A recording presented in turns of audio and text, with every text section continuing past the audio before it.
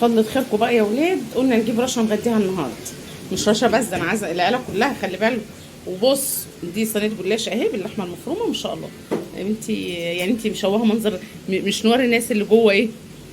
جوه اللحمه هيكون جوه ايه؟ بصوا بقى، بسم بصوا، الله لا ما شاء الله. حاجه يعني انا اللي حشيها وانا اللي حطاها. بتكذب عليها، هي اللي وأنا اللي حشيها. مسوياها. حاشياها ومسويها، الفرن مسويها، بطلي نصب. لا انا حطاها في الفرن وانا وبعدين؟ تبعتها وهي سابتها وراحت قعدت بره في الصاله قعدت، ونسيتها. طب بصوا اقول لكم حاجه، انا عازماهم من امبارح وعارفين ان هم هيجوا ياكلوا، وانا جايه هيجوا من يملوا الفجر. كرشهم يعني. وانا جايه من الفجر. التانية ياسمين بتضحك، قاعده بتضحك. المفروض ان هي قالت لي اجي لك الظهر على الظهر. ياسمين ماشي. ياسمين جت العصر وانا جيت الصبح. ودي جات لي بعد الظهر وكنت انا حشيته وخلصت. بتضحك عليكم في فيديو طيور وتقول لي قعدت ساعه تصحيني اول ما والله من اول بصوا، هي مش زي، مش نشيطه زي. اقلبي بقى البتاع انا اللي الاول. متبله الفراخ وانا اللي بطلي نصب، ده انا متبلاها وأنا من اللي عاملاها من امبارح. امبارح بالليل يا جماعه وهي مستخدماني. يا لهوي على الكذب، على الكذب. بسم الله ما شاء الله. الكذب ده. وانا اللي ولعت لها الفراخ، مش كانت عارفه تولعها. ولعت الفحم انا وهي ولعناه، وفي الاخر مش ولعناه بصراحه. لا يا جماعه جبنا المروحه. بصوا اهي هي دي جبنا المروحه حلوه ولا. بصوا بقى، ذبحت فراخ، كنت ذبحها معاكم من يومين كده، اول امبارح،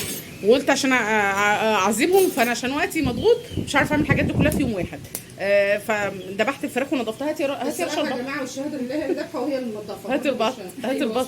هي اللي ذبحه وهي اللي منضفه وهي وبصوا اللي بتقول هاجي الظهر لسه جاي دلوقتي، واللي قالت لي هاجي جت لقيتني حشيت وطبخت وطلعت الطيور. طب بأمان عليك انا مش حشيت معاكي؟ حشيت معايا في الاخر. الكرنب في الاخر لكن البتنجان لقيته مستوي اصلا. والله بصوا ده كان بط البيور. والله بس انا عارفه، بس انا عارفاكي على ايه، بس قلت يمكن ظني يخيب المرض وتجي لي بدر. مفيش حد يساعد حد يا جماعه والله.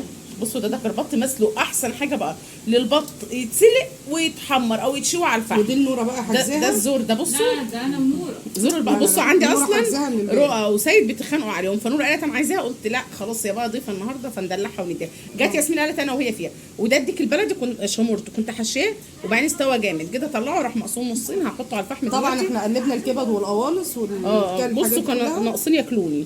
الحشو قلب. بتاعها جميل يعني، انا عاملاه بالسمن البلدي وما شاء الله عليه جميل. وايه تاني؟ لسه هنحمره في الفرن برضو يعني. هتدخلي الفرن؟ طب كنتي دخلي الفرن. بحسبك هتحطها شوية على الفحم. كده. معاكي ايه؟ بصوا دي البتنجان اللي هي عملته لوحدها بصراحه انا مش هكذب واقول عملت معاها والله طعمه جميل، ما يغركوش التليفون بتاعها معفن، فجايب على قد حاجه يا جماعه. فجايب الحاجه شكلها وحش، لكن والله البتنجان شكله جميل، شكله حلو وطعمه جميل وحلو يعني حلو. لا لا انا قلبها دلوقتي. هاتي بقى محشي الكرنب كده، انا عملت محشي فلفل وبتنجان بس، احنا ما بنحبش محشي الكوسه، احنا بنحب محشي البتنجان والفلفل. البتنجان اكتر، وده محشي الكرنب. بصوا طالع باهت ازاي وهو هنا احمر.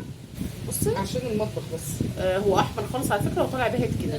ده محشي كرنب حشيت حله اهي، هي حشت معايا في الحله دي بس، انما غير كده لا. انا جيت لقيتها لسه قاعده ما حطيتش ولا واحده فيها، حشيت معاها فعلا كلها لحد ما وصلنا للاخر كده. يا سلام، الحمد لله وصلنا للدرجه النهائيه. الدرجه الاخيره. طيب تعالوا وريهم الشوربه كده. بس انا يا جماعه كده يعني عملت اللي عليها وزياده معاها. الشوربه اللي باقيه من شوربه البط. بصوا ما حبيتش احط عليها طماطم، سايباها بيضه كده بس حلوه طعمها جميل. قلت خليها بقى كده وخلاص. ودينا بنشوي الفراخ والجلاش اهو، عامله صينيه واحده بس ما كترتش عشان ايه الاكل ما يفوتش عندي، واحنا عندنا ما بناكلش المحشي الحاجه البايته بصراحه. فقلت يلا، كنت عايزه حتى اللحمه كلها كانت تعمل صينيتين، انا عملتها كلها في صينيه واحده وخلاص. ايوه كترنا فيها اللحمه. كترنا فيها اللحمه وقلنا تبقى ايه هتوريهم اللبن وريهم. دي اللبن كنا بنغليه علشان خاطر نعمل منه واتبهدل عليه الفحم. الفحم طارت عليه بس، واحنا بنولع الفحم عشان حاطين هنا بقى في المكان الحته دي. واصلا بابايا عندي هنا، فهم ايه بيتجمعوا بيجوا عشان بابا يعني، لكن غير كده مش بشوف وشهم. انا يا جماعه يوم ما جيت من السفر وانا عندها كل يوم ليه بقى؟ علشان انا قبل ما اسافر باخد حقي منها تالت ومتلت قبل ما امشي بقى. عدوا بقى 5-6 شهور لحد لما ارجع لها تاني. اقعدي بقى شويه، مش لازم تمشي دلوقتي. الجماعه يقولوا في الكومنتات اقعد شويه معاها ولا اسافر على كده خلاص عشان الشغل يا جماعه. انتوا قولوا وانا هنفذ معاكم برضه اللي انتوا هتقولوا انا معاكم فيه. ياسمين من ورا الكاميرا وهي كمان ورا الكاميرا. اجيبك؟ ايوه تيجي للناس؟ لا جيبيني عادي. طب تعالي هنا. اجي فين؟ تعالوا قدام.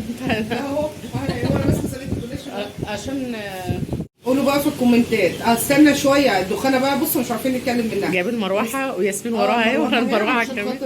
سلمي عليهم يا ياسمين، قول لهم ازيكم كل سنه وانتم طيبين. بصوا دي بقى بقيتها السمره اهي ما عملتش عملتش حاجه، دليل ان هي لسه جايه ما عملتش. بصوا انا بالخضار وبالهدوم بيتي وقاعده شغاله من خساره في كل اكل. بصوا انا بصوا هقعد انا كده خلاص والله يا جماعه. غسل جت الظهر صح. غسلت لها المواعين، جيت لقيت تاني مواعين غسلت لها وعملت لها الجلاش وعملت المحشي. والله لا قاعده دلوقتي يبقى انا غير اكل، انتوا اللي هتغرفوا وتحطوا. ايوه بس يا ماما المواعين كانت مكومه هنا، كوم حلل وكوم مواعين وكوم حاجات كانت الحوض يشهد اهو. بصوا نضيف فله ما فيهوش اي حاجه. وسويت لها صينيه الجلاش وولعت لها الفحم عداك العيب والله تعبت. عملت بس مع انها نظيفه يا جماعه، المفروض ما اعملش حاجه خالص. ليه الضيوف ياكلوا بس ولا ايه؟ لا الصينيه المحشي مقلوب كده على الصينيه وعليه البط والحاجه واقعد اكل بس كده عشان احنا ضيوف. بس يلا لازم اعمل لقمتي بقى، ما ينفعش. قولوا لها حاجه والنبي، قولوا لها اختك طالعه عينيها. طب يا جماعه قولوا لها اطول معاها شويه في الاجازه واستغلها وافضل اجي كل يوم اتغدى، ولا اخد بعض من الاسرار هتخلص السور اللي عندي كلها. والله ما احنا كده كل يوم هيبقى عايز غدا بتقول لي اقعدي اسبوع كمان. طب الاسبوع ده مش هيكفيني الفراخ والطيور اللي عندها فيه كمان اساسا. هاتي دودو. بصوا البت دودو دي اللي كانت تعبانه يا ولاد، قلت لكم ادعوا لها ما شاء الله عليها عسوله وجميله وحلوه. يا اختي كمان بصوا شبه يا جماعه صح؟ ايوه انتوا الاثنين الخلق النقطه. بصوا سبحان الله الخدود واحده والراس الكبيره زي بعض وحلوه زي خالتها. بصوا لا مدى بيجي كل يوم هم عارفين. لبسناها غوايش من المولد وجبنا لها اهوت وظبط. لا مش تزعل، لا مش انت وظبطناها وخليناها بنت صغنن. احنا قلنا نوريها لكم عشان دعواتكم ليها. مدى معاهم قرفانين من الماده. جاي هو وانت. ايه صغيره دودو. بصي يا دادا خد بوز مين زعلك؟ مين؟ لا مش عايزانا ده اللي عارفين. ايه يا دادا بص مين اللي زعل؟ خد بوز بصوا بقى انا هصور لكم بابا كده تغفيله، لان بابا ما بيتكلمش حتى لو جبته على الفيديو دلوقتي معانا مش هيتكلم. مش فهناخد لكم تغفيله بقى كده يعني. وبعدين انا لو دخلت معانا اللي بتكلم هو مش بيتكلم، وانتوا تقولوا مش بتخليه يتكلم، هو ما بيرضاش يتكلم والله. الكلام بطبعه تقيل. مش بيتكلم. قعد معايا بقاله اسبوع اهو، وكان بيجي يقعد معايا على طول عند الطيور، انتوا كنتوا بتشوفوه تتبسطوا بيه. فقعد معايا بقاله. هنصور لكم واحنا بنحط الغدا اللي هو عمايل ايديا وحياه عينيا، هنغرف الغدا وهنحطه وهصور لكم معانا مش هيصدقوكي، هم عارفين ان انا عارفين شاطره ولا الغدا اللي انا عملته عند هبه وجيت صحيتها من النوم وهي نايمه. بصوا بقى بصوا اقول لكم حاجه صغيره، وانتوا عارفين عني من زمان قوي ان انا ما شاء الله بصحى من الفجر او من قبل الفجر. الاثنين دول اللي بالذات ما صحيتش في الفجر. الاثنين دول وخم ان كان دي ولا دي، هم الاثنين ومعاهم البت دي كمان بنت رؤى دي. والله العظيم صحي الساعه 12 طب يا جماعه الدليل ان انا لابسه هدوم بيته والخمار بتاعها اهوت وشغاله من صباح. ماشي ما احنا الساعه 4 دلوقتي. ماشي ما انا من بدري وانا شغاله.